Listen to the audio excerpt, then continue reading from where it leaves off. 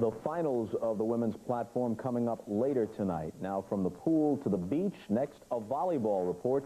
U.S. men's teams were called the world's fastest woman and world's fastest man. And diving, platform finals. Kentucky's 18-year-old Becky Rule, the new challenger. China's fearless Olympic champion Fu Mingxia. NBC's coverage will continue following your local news. 100 people hurt by flying debris. All Atlanta hospitals were on alert, and at one point there were so many ambulances they caused their own traffic jam. Despite the chaos, reports are that reaction from emergency crews and volunteers was fast and efficient. And since that bombing, emergency officials are responding to numerous bomb threats. The underground shopping mall in Atlanta had to be shut down because of a suspicious package. And Amtrak service was delayed for more than 2 hours today in Washington, D.C. Officials evacuated about... Security supplier for the games. Seifert says he was surprised at the difference in safety measures between the venues and Centennial Park. There was no security. There was many officers around, both undercover and visual officers in gear. But as far as a checkpoint metal detectors or anything like that, there was zero. I carried a backpack around for 5 days and never once anyone asked me to look into that. The Sensormatic company is responsible for the hand-scanning security system as well as the metal detectors at the venues. Well, the frightening thing about this bombing is it can happen any place, any time. News 3 went out to the Strip today to get some reaction from Las Vegas tourists. I don't know, it makes you feel unsafe. I mean, it just makes you feel like you can't be safe around the world anyway. You heard about the bombing last night in Atlanta. Yes. What do you think about that?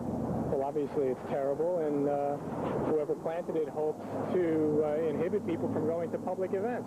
Okay, Las Vegas is a very public place. There are a lot of tourists. Do you feel safe here? Reasonably. But I think that Atlanta obviously was doing the best job that they could do to keep everybody safe, but there's only so much you can do. Does that make you concerned about safety here in Las Vegas or other places you might visit? Absolutely. Why? Because there's obviously, if there's somebody there in Atlanta that would do something like that, it could be anywhere. Will this make you change the way you do things or where you travel? No.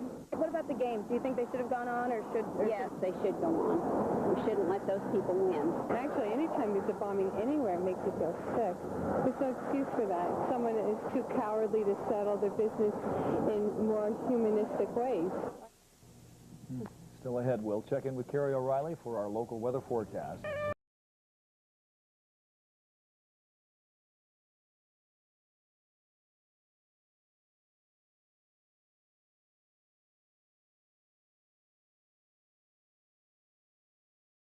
Thank all the people connected, the crew and everyone else involved with the Goodyear blimp for their assistance in our coverage last night into the wee hours of the morning and right up until this afternoon, the coverage of the bomb blast at Centennial Olympic Park. Now back to the track. The hard feelings between sprinters Gail Devers and Gwen Torrence have been brewing since Barcelona when Devers won in an upset and Torrence insinuated that the medalists ahead of her were using drugs. In just a few minutes, the two Americans will again face each other in the final of the women's 100-meter dash. But there's also an historical context to be considered here.